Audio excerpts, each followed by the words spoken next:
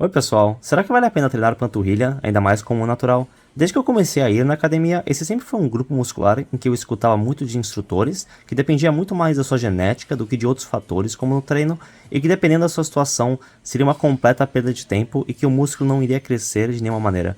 Eu vi que existiam muitos caras nas academias que nem treinavam panturrilha, e em algumas academias que eu frequentei, até alguns caras comentavam sobre a possibilidade de colocar implantes, já que era tão difícil assim para eles crescerem esse músculo.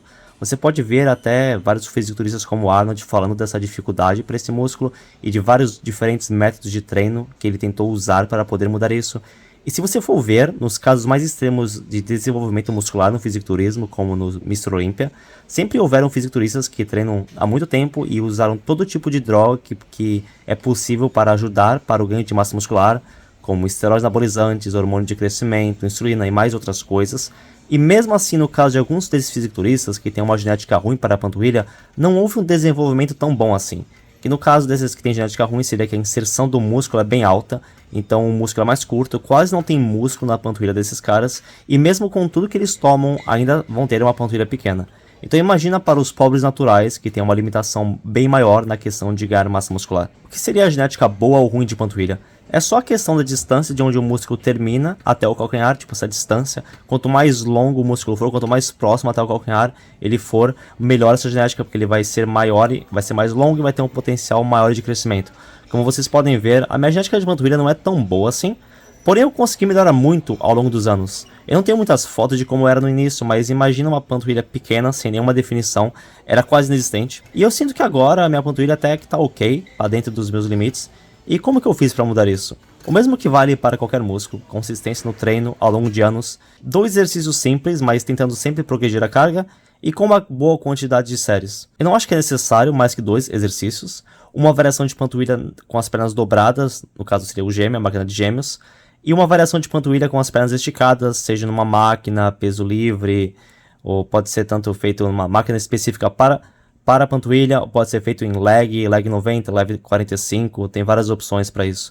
Durante os anos eu tentei de tudo, altas e baixas repetições, muitas séries, drop sets, bisets, e realmente o que fez mais diferença para mim foi apenas socar mais peso, progressão de carga. Claro que sempre tentando manter uma execução correta, mas aquela história de apenas sentir queimar a panturrilha, sentir pump e que isso é o suficiente não é o que vai fazer funcionar. Apenas falando por experiência própria de alguém que não tem uma genética boa de panturrilha e mesmo assim conseguiu melhorar ela. Se você quer saber o quanto uma pessoa entende como melhorar o músculo, não é exatamente com alguém que tem uma genética muito boa para isso, ou com alguém que usa muitas drogas, mas com alguém que mesmo em uma desvantagem genética natural, ainda foi possível de melhorar isso. No meu caso, meus pontos fortes são costas, quadríceps, o V, né, na proporção entre as minhas costas e cintura. E para esse tipo de coisa eu nem tive que me esforçar muito para conseguir mesmo logo no início, treinando de qualquer forma. Mas no caso da panturrilha eu tive que me esforçar um pouco mais e tentar várias outras coisas até encontrar algo que realmente funcionasse. Eu pego bastante peso da panturrilha até, comparado com o que eu vejo outros fazendo na academia.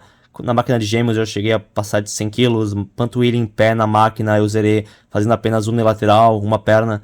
E mesmo assim a panturrilha não cresceu tanto quanto eu queria, tipo, acho que pra força que na panturrilha ela devia ser maior, né, mas infelizmente não é.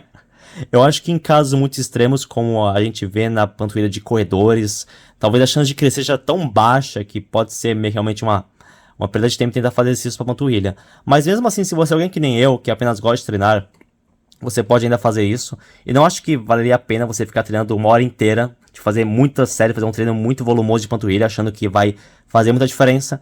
Não, eu acho que a alta intensidade é mais importante. Um treino rápido, intenso de panturrilha, com uma carga pesada, progressão de carga é realmente o que vai fazer mais diferença. E valeria mais a pena você usar mais volume, mais o seu tempo da academia, com outros músculos que tenham mais potencial para crescer. Mas na questão de ser natural ou hormonizado, eu acho que realmente para esse músculo é um dos que menos vai fazer diferenças caso você seja natural ou hormonizado. Se você for comparar com outros, a questão da genética é muito mais determinante no quanto que ela vai poder crescer.